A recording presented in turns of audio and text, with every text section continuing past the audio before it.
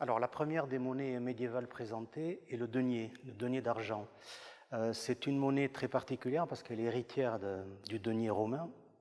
Elle est frappée un petit peu partout à l'époque carolingienne et refrappée à nouveau au XIe siècle. Et le denier de Béarn date probablement de la fin du XIe siècle sous un vicomte qui s'appelle Centulle V.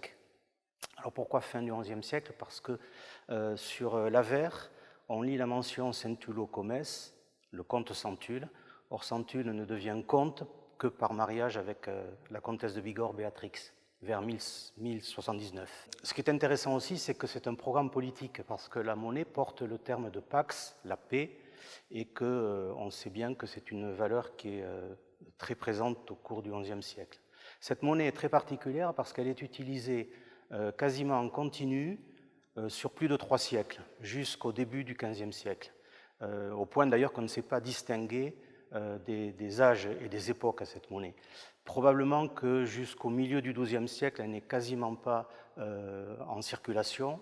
Elle commence à l'être peut-être au cours de la seconde moitié du XIIe siècle, en lien probablement avec les pèlerinages de Saint-Jacques, et elle connaît une grande fortune à partir du XIIIe siècle, au XIVe siècle aussi également, mais au XIVe siècle, elle est l'objet de dévaluations successives du fait probablement de la guerre. La seconde monnaie que nous avons extraite de la collection du musée de Pau est le florin d'or. Alors, c'est évidemment une question de prestige. Le florin d'or est frappé peut-être dans les années 1363-65. Ça correspond à une circonstance tout à fait particulière de nature politique et militaire à ce moment-là.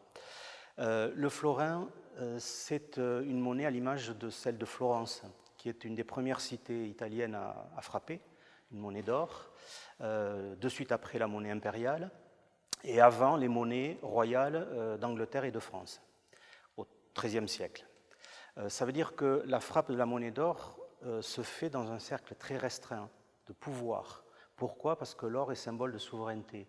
Et si Gaston III Phébus frappe une monnaie d'or, c'est bien encore une fois un programme politique qui est derrière. 1364, ça correspond d'ailleurs au grand conflit avec le prince noir, duc d'Aquitaine, et cette monnaie qui ne circule pas, hein, c'est une monnaie de prestige, est bien là pour affirmer les positions de Phébus. Elle est frappée d'ailleurs à l'image du florin de Florence, puisqu'elle comprend sur l'avers la figure de Jean-Baptiste, avec une petite tour ou bien parfois une petite épée, et de l'autre côté, la devise en quelque sorte, Phébus comes, le comte Phébus, le comte Soleil, qui est donc l'affirmation de son pouvoir.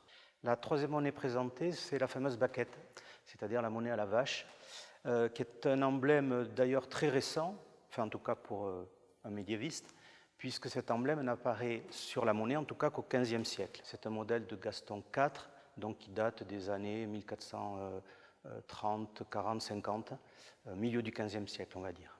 Alors, pourquoi baquette? C'est un demi-denier qui circule donc, parce que tout simplement, cette monnaie porte l'emblème de la principauté, qui est la vache.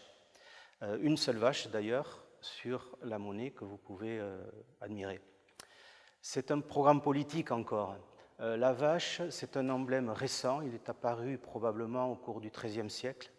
Nous en voyons une représentation sur ce sceau de Gaston VII Moncade, et c'est une référence biblique, puisque le livre de Samuel raconte que l'arche d'alliance dans le désert était montée sur un chariot tiré par 2 vaches au pied allaitant, et les vaches béarnaises sont toujours représentées clarinées et avec les pieds allaitants.